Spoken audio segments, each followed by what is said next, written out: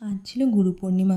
গুরু শব্দের অর্থ হলো অন্ধকার বা অজ্ঞতা দূরকরী এবং পূর্ণিমা মানে হলো পূর্ণচন্দ্রের রাত।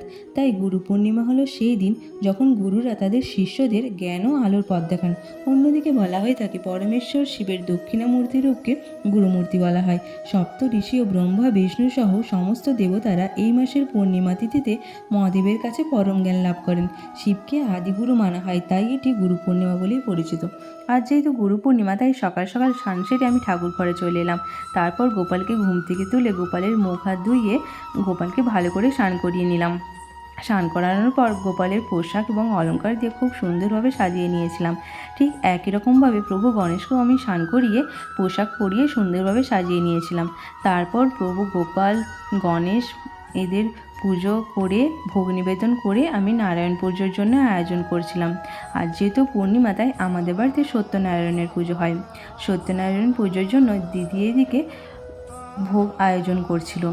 তারপর ভোগ, ফল, মিষ্টান্ন সব কিছু নিবেদন করা হলো প্রভু নারায়ণকে।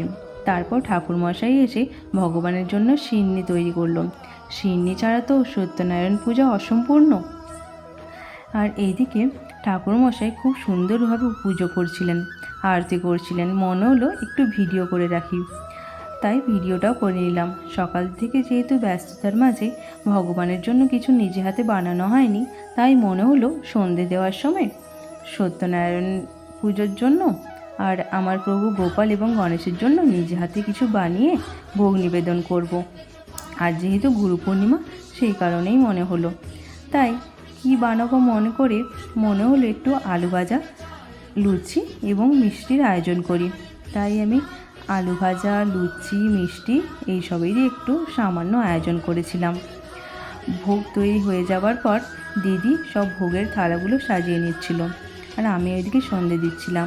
তারপর সকল ভগবানকে ভোগ নিবেদন করলাম। গুরু পূর্ণিমা উপলক্ষে আমি তো অনেক কিছু তোমাদের জানালাম। তোমরাও যারা যারা গুরু পূর্ণিমা উপলক্ষে কিছু জানো, তো আমাকেও জানিও না। রাধে রাধে।